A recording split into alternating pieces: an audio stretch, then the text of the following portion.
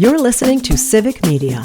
You can tune into any of our live shows on any radio station across the state with the Civic Media app. Find us in your phone's app store and listen anytime, anywhere. This is your WLCX Daily News Roundup for the Eagle 1490 AM in La Crosse.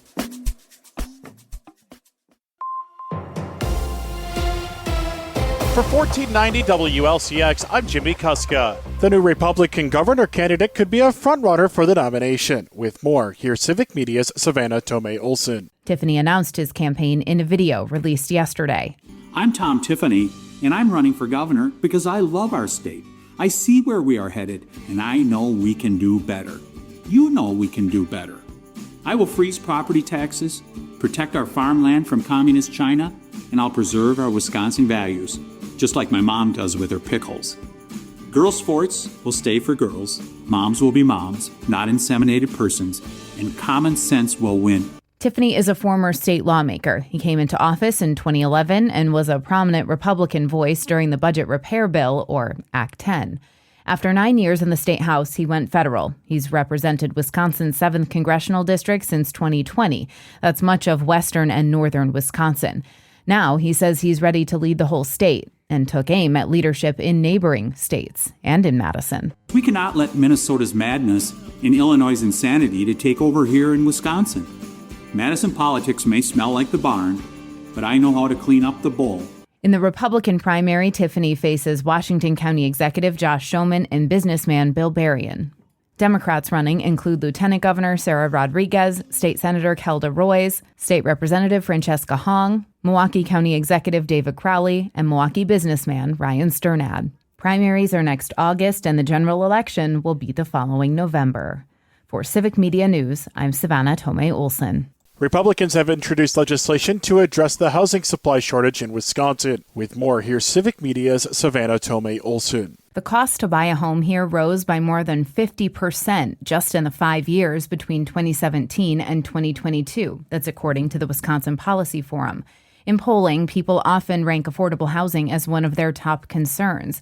Tom Larson, president and CEO of the Wisconsin Realtors Association. The average age of the first-time homebuyer is now 38 years old. And this is due to the fact that housing prices continue to rise faster than wages. The average price of a home now in Wisconsin is approximately $340,000. That far exceeds a price that most working families can afford. Wisconsin's affordability crisis is worse than most other states. Over the last 15 years, Wisconsin has built fewer housing units per capita than the national average. And if you take a look at our affordability, Wisconsin's affordability is worse than any of our surrounding neighbors. One of the bills would create a program Republican lawmakers say would make it easier for people to buy their first home. Representative Dan Knodel of Germantown. 0% interest second mortgage loans, up to $60,000 or 25% of a home's purchase price. To help first-time buyers can use these for down payments and closing costs. These bills would also include creating statewide guidance for accessory dwelling units. That's where people add homes, sometimes tiny homes, in their backyards. Some municipalities allow this already, but this bill would codify some rules statewide. Republicans say many of these measures were included in Governor Tony Evers' original budget, so they expect bipartisan support. For Civic Media News, I'm Savannah Tomei-Olson. Gas prices across Wisconsin increased slightly this week. With more, here's Civic Media's Lisa Hale. Gas prices inched up just a bit over the last week, rising 2.2 cents a gallon to a national average of $3.14. Patrick DeHaan, petroleum analyst for GasBuddy, said price cycling ahead of a switch to winter gasoline is the primary reason for the increase.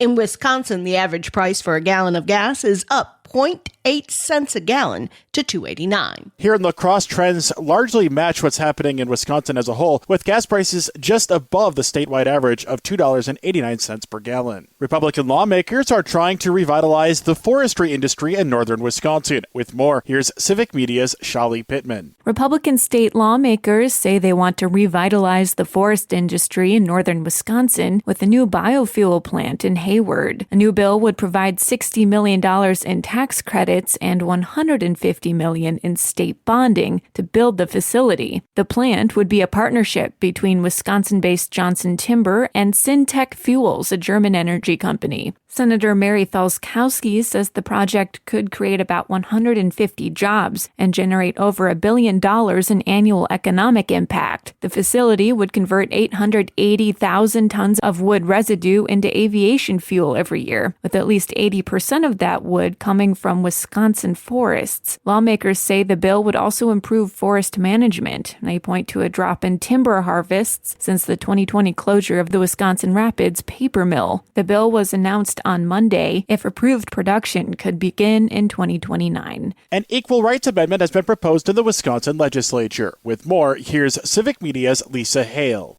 Two Wisconsin lawmakers introduced the Wisconsin Equal Rights Amendment to the legislature on Monday.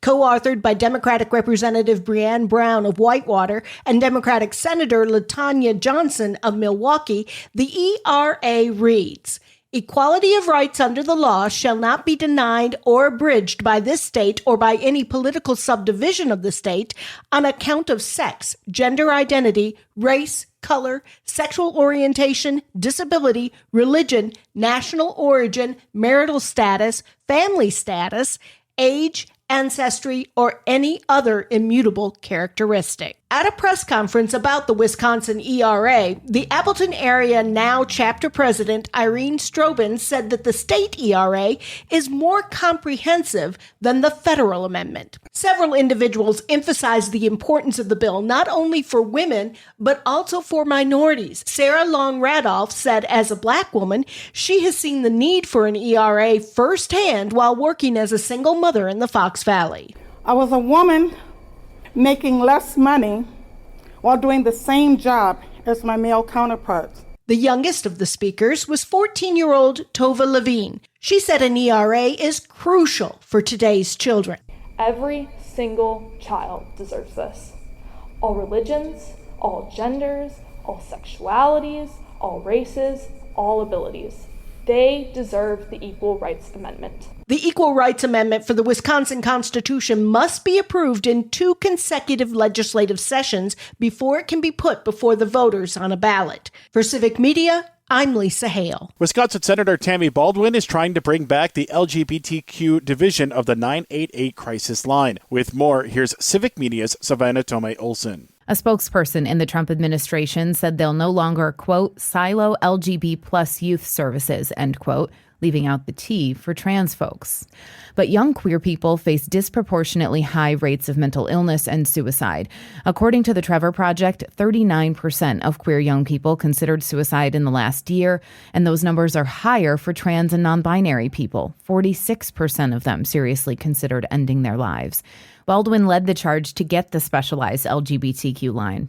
We wanted to make sure that there were specialized services available so that somebody calling in crisis, somebody considering suicide, would be having their calls answered by somebody who understands their journey and can listen and help without judgment.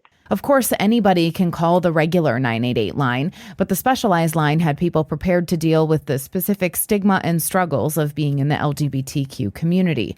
While the Trump administration said they would no longer separate services for queer people, there is another separate line specifically for veterans. They often face higher rates of mental illness, too. Now, Baldwin has introduced a new bill that would codify the specialized line. Donald Trump took away this specialized lifeline for no good reason. I'm fighting to both restore the funding, but also make sure that we put it into law so that this president or future presidents can't take it away in the future. Before it was shut down, the Press 3 line got 70,000 calls each month. For Civic Media News, I'm Savannah Tomei-Olson. Download the free Civic Media app now at civicmedia.us/app. For $14.90 WLCX, I'm Jimmy Kuska.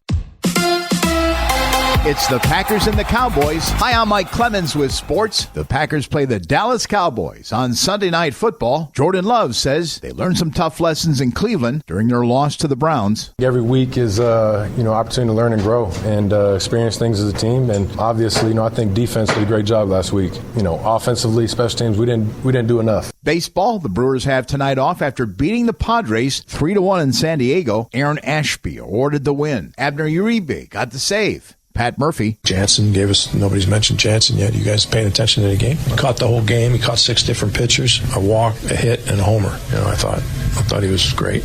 Yeah, catcher Danny Jansen out of West High School in Appleton, Wisconsin, on coming back to Milwaukee against the Reds with the magic number down to 1. Yeah, it feels great. Good momentum going home for the final 3 games. In front of our home crowd, it's going to be amazing. That's the Brewers' Danny Jansen. With sports, I'm Mike Clemens. On your entertainment beat, I'm Pete Schwaba. There will be some new characters in the second installment of the Wicked feature film franchise. The Wicked 2, more specifically, Wicked for Good trailer just dropped, and it features Dorothy, the Scarecrow, and Tin Man. Universal says this is the final trailer before the film's release November 21st of this year. Wicked for Good is a follow-up to 2024's Oscar-nominated Wicked. If you're looking for a new sports documentary, you're in luck. Clemente is the story of one of the best baseball players ever whose career in life ended way too soon. It is now available for streaming on the History Channel and explores baseball great Roberto Clemente's life on and off the field from his early struggles to becoming one of the best players in the game, as well as one of the most beloved. Clemente died in a plane crash in 1972 while delivering aid to Nicaragua. The film is executive produced by basketball great LeBron James and film directing great Richard Linklater. Jimmy Kimmel made an emotional return to his talk show Jimmy Kimmel Live Tuesday night. The host delivered a 17-minute monologue where he still did not hold back against the FCC or the Trump administration, but did clarify he never intended insensitivity toward Erica Kirk or the Kirk kids, even tearing up a bit throughout the monologue after an emotional few days. His biggest line of the night was probably after he played a clip of the president saying Kimmel doesn't have good ratings. When the camera went back to Jimmy, he said, "I do tonight," and the crowd stood and applauded like it did several times throughout the monologue or when he hugged Guillermo. Overall, the night was a big slapback at government overreach, with the host citing support from conservatives like Ben Shapiro, Candace Owens, and Ted Cruz. Even Joe Rogan, not so courageously, backed Kimmel after finally feeling it was safe to do so. It will be interesting to see how long the love lasts, but for now, Jimmy Kimmel is happy to be back. Week 39 at the box office is upon us, and there is a much-anticipated film opening in your local theaters. Paul Thomas Anderson's mystery thriller with a dose of comedy, One Battle After Another, is crushing reviews, receiving 98% on Rotten Tomatoes, with most of the reviews already in. That score will not change, but it will be interesting to see if audiences like it just as much as critics. The film stars Leo DiCaprio, Regina Hall, Tiana Taylor, Sean Penn, and Benicio del Toro. There's some good old-fashioned family fun available to watch as well, with G-rated Gabby's Dollhouse, based on the TV series. The film stars Gloria Estefan, Nightlight pal Thomas Lennon, and the hilarious Kristen Wiig. Just a few reviews at this point, but they are all positive. And if you're in the mood for some horror, check out The Strangers Chapter 2. The first one was absolutely terrifying. The film is getting banned by critics, but oftentimes that does not stop forgiving horror fans. Let's go to the movies. For more showbiz fun, tune in to Nightlight with me, Pete Schwaba, weeknights from 6 to 8 p.m. on the Civic Media Radio Network. It is going to be mostly sunny today with a high in the mid to upper 70s this afternoon. Tonight, mostly clear. We're going to drop to 53 for a low tomorrow. More sunshine, a high once again in the mid to upper 70s. This sunny, warm pattern is going to continue through the weekend and most of next week. I'm meteorologist Sean Cable. Outside now, it's 55. That's your WLCX Daily News Roundup from Civic Media. Subscribe to this podcast on Spotify, Apple, or wherever you find your podcasts. Find more news at lacrosseeagle.com. The national news cycle never stops, but it can be hard to find news about your local community. Civic Media is dedicated to providing quality local and state news coverage across Wisconsin. With the Civic Media app, you can get notifications about local stories that matter to you and your community. Find the free Civic Media app in your phone's app store and choose notifications from the menu to tell us what kind of news you want to hear about.